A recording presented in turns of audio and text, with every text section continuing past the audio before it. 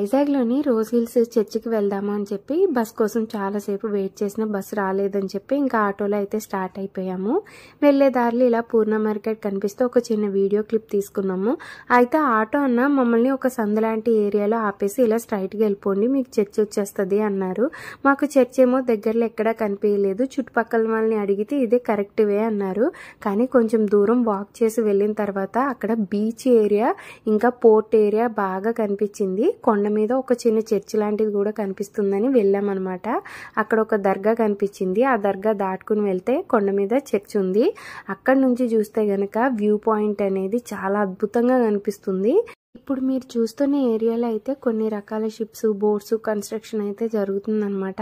ఆ పాయలో నుంచి అలా వెళ్ళి సముద్రంలోకి ఆ షిప్స్ అనేవి వెళ్తున్నాయి. దగ్గరలో వెంకటేశ్వర స్వామి టెంపుల్ కూడా ఉంది. ఇక్కడ నుంచి నాకు వ్యూ పాయింట్ చాలా బాగా అనిపించింది.